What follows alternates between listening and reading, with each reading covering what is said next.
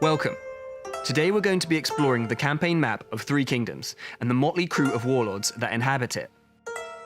The Total War games are all about giving you the freedom to create your own stories in some of the most exciting periods in human history. Total War Three Kingdoms gives you more meaningful decisions than ever before on your quest to rule ancient China. In the beginning, the crumbling Han Empire dominate the campaign map. Their capitulation is opportunity for the other warlords of China. Expect to see different warlords wresting control of Han-owned territory in different playthroughs.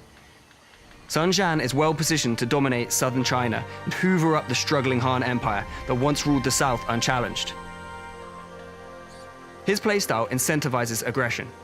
Warlords across the entirety of China will surely have to deal with the Tiger of Jiangdong sooner or later. Will you make a beeline to the south and try to take his place as the king of southern China? Or perhaps looking to befriend him is a safer choice? After all, if he thinks of you as an ally, he may defend his borders with less vigilance. The center of the map can be an extremely inhospitable place to be, with conflicts flaring up almost every turn. Survival here may require a more duplicitous approach. The master manipulator Cao Cao has a grudge to settle with Tao Chen, with rumors circulating of his part in the murder of Cao Cao's father. Will he put his grudge to the side and plot his path to emperorship, or shelve his destiny for early vengeance? Liu Biao is another who approaches the hostility of central China with a more considered approach. He finds himself at the center of a conflict between Xuanzhan and Yuan Shao, and must use all his guile to navigate the minefield of threats that surround him. His more peaceful approach could lead many to think of him as an easy target, but his preference for peace makes him an ideal ally, which often leads to a variety of powerful friends in his corner. Half-brothers Yuan Shao and Yuan Shu, descendants of the lofty Yuan dynasty, can use the power of their family name to form alliances from turn one, unlike other factions. Their sibling rivalry puts them on a collision course with each other. Choose carefully whose side you will take. Meanwhile, in the east, another who utilizes his intelligence and analysis over pure brute force is Kong Rong. His playstyle complements a tall, trade-focused path to power with his unique ability to exert trade monopolies over other factions. However, subjugating him, by force or by friendship, can turn any cash-strapped faction into a financial powerhouse. An early dilemma will create a fork in the road for Kong Rong. Will you dig in and consolidate his power, or join his old friend, Liu Bei, to rule China together? Liu Bei has humble beginnings, starting with 0 settlements, but bags of potential to tear through China, uniting it one province at a time. If he is able to establish a stable power base, there are mountains of options for progressing his dynasty. Another massive player is, of course, the tyrant Dong Zhuo. His infinite cruelness has put him in a position of extreme power. His capture of the child emperor means the Han Empire are his vassal. Even in their dilapidated state, they do dominate the map in the early game. These factors put a massive target on his back. His death and the ensuing civil war this causes has earth-shattering consequences across the campaign map. His only ally, Ma Tong, protector of the West, must decide whether associating with the power wielded by Dong Zhuo is worth the enemies that brings, as he tries to overcome the harsh conditions of his region to control the riches of the Silk Road. In the north, Gong Xuanzhan's progression is guided by his decision to either beat down his old rival or appease Yuan Shao, creating a mighty partnership between two powerhouses. Gong Xuanzhan's start position and traditional militaristic style make an excellent first playthrough for those still acclimatizing to the rigors of ancient China. Conversely, the nearby bandits, Zhengzhang and Zhang Yan, feature some of the most difficult start positions in a Total War game, as they try to paint the map their color without sacrificing what made them outlaws in the first place. It's the most ambitious Total War to date, where your choices and decisions shape a world that is teeming with life. Oh man, we're pulling the petroglyph DNA straight into Conan Oh, they're Unconquered. coming in from the north. Well, there's a wall there. I don't Yeah, but the wall is going down. We're under attack. We got big problems. You want to pause? Get out over there. I am over You know, here. it's tough. It's a really, really hard game. I mean, that's why we call it a survival RTS. Oh boy, they're coming around there too. Now I'm panicking. Okay. Everybody calm down. You know what's coming, you know when it's coming, and you're preparing for the attack. You have to have your stronghold and your headquarters survive. No! Oh, they're up top. Oh, I hate these fire guys. Attack wave There, defeated. got it. The wave system starts small. The first wave, you can just take Conan over there and he can easily take them out. As things progress, you will be introduced to more and more elements, So you might have some guys come in with fire archers that come in and light your base on fire. which you will have to fight with your own units. We love the fire in Conan Unconquered because it's just like, it's a creature in and of itself. You might have guys come in and poison your food supplies. You might have guys come in and are stealing your gold. Disease is a big problem, so if you have a big battle in front of your walls, corpses will pile up on the ground, and corpses make disease. You have to be careful to deal with those things all the while the other enemies are beating on your gates trying to get in. So while you're fending off against these waves, you're researching new technologies. Each research building has 8 to 10 research choices, all of which are pretty important. You can follow down a particular research path where eventually you can unlock an avatar of Mithra, which is this giant avatar that towers over the battlefield. It's so fun to watch when he walks. Every footstep, you see 30 guys fall down and blow up and fall over. However, you have to be careful because avatars don't really care too much about the puny humans that are walking underneath, so he will crush anything and everything that gets under his feet, including your own buildings. So you might want to move him outside the walls before you do that. Also on top of that, we've got heroes. We've got Conan, which is, of course, front and center. But we also have other heroes too, like Valeria and Calanthes, which offer different unique abilities and talents. On top of that, you can take those heroes and go out and explore and defeat these guardians of these temples that are out in the world and gain new artifacts that give your heroes more power-ups. Exploration in the game is a key element and something that you're going to need to do in order to get ahead. Probably the most important thing when playing is where your resources are going to go. It's all about gathering these resources. And it really kind of depends on where these resources are on your map. You're not going to have infinite gold and infinite resources to play with, so each time you build something, whether it be a structure or a unit, you need to make sure that that's the right thing you needed to do at that time. And that's going to change from moment to moment and from wave to wave. And so you're constantly having to stop and reprioritize based on the scenario of the battlefield and what's coming next. For me, I'm always pausing the game and reassessing. A minute later, things can change drastically. Your plan goes out the window and you start working on a new plan. You play it again and it's a totally different experience because we worked really hard on creating random maps. The game fires up and then it randomly and procedurally generates your map. It picks out where your resources are going to be and where your choke points are and where the enemy spawn locations are. It randomly generates as the forces that you're going to be fighting against. We have multiple unit types with specific behaviors that you'll have to deal with. We have cavalry units which will look for an opening in your walls. If you left one open, they will circle around and find it. Necromancers can come in and convert the corpses into skeletons, so then you get skeletons running around. And really giant snakes, so much so that they look over your walls and laugh at you. And then, of course, there are the enemy villains themselves, Thugur Khatan and Prince Kudaman. As you progress through the game and do certain accomplishments, you'll unlock new feats. We have feats that will give bonuses to the heroes, for example. The feats can also make units more powerful. Infinite wave mode is unlocked with a feat. So it's kind of a nice persistent thing. While you're playing through the whole game, you're slowly getting better at a meta level.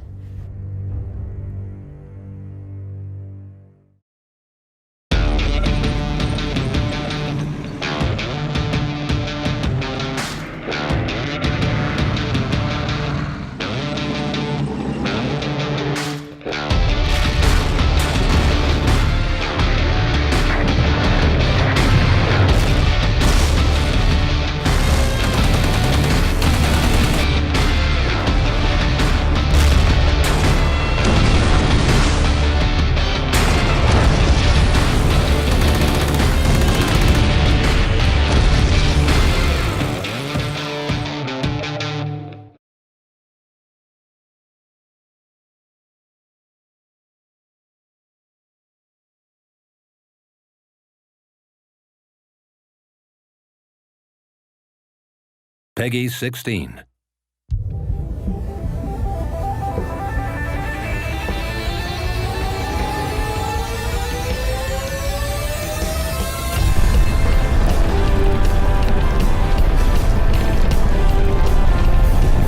Listen up!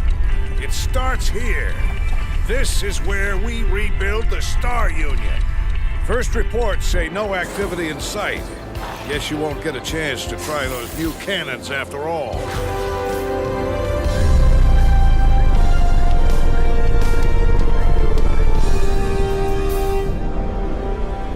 Reporting back to base. Incoming hostile activity. Everybody, we're heading out. After 200 years of cryo sleep, you better have a lot of energy.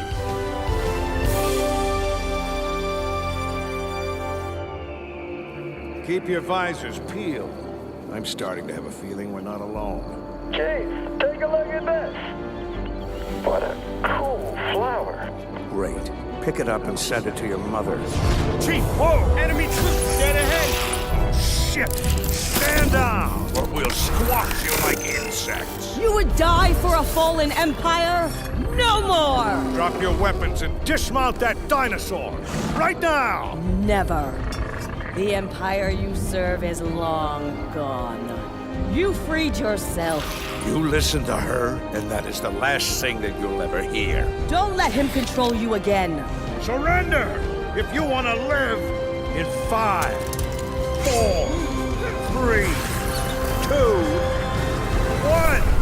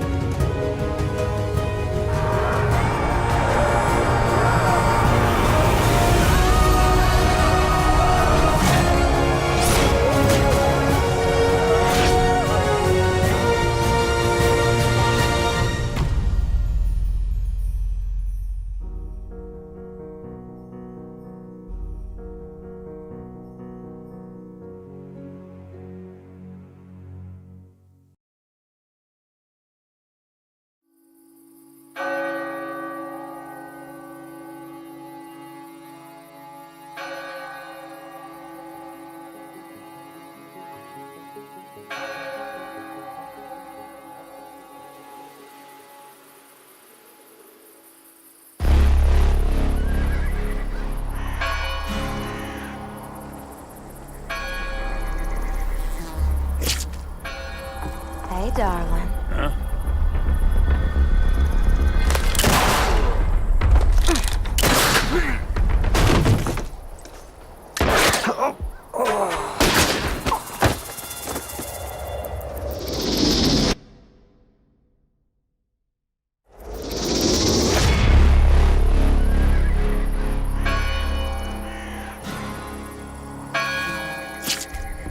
Hey, darling.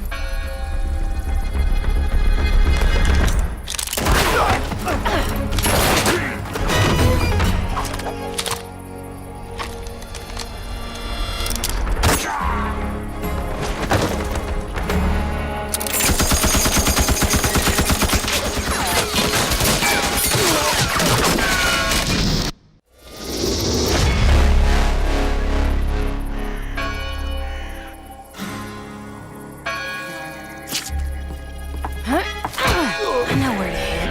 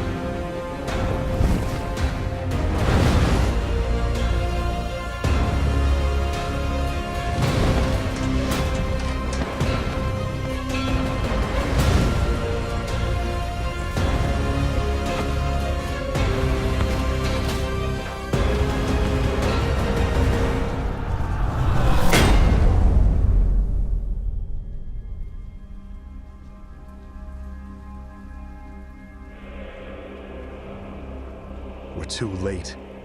This entire city must be purged.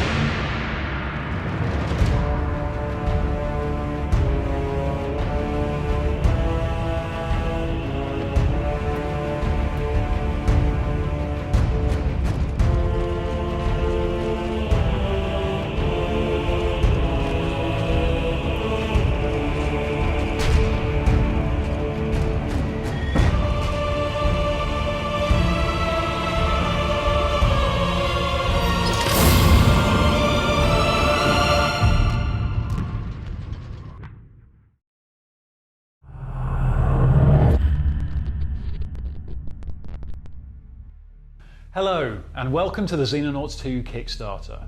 We've been working on this game for the last 3 years, and we're asking for your help to make sure we can deliver the best possible game. Xenonauts 2 is a large and complex strategy game inspired by the classic XCOM titles that put the player in charge of a multinational military organisation trying to defend the world against alien invasion. There's 2 main parts to the game. The strategy layer is where you manage the overarching campaign against the aliens, trying to protect your funding regions against infiltration, expanding the facilities in your base and the staff in your organisation, and unlocking the secrets of the aliens and their technology with your research efforts.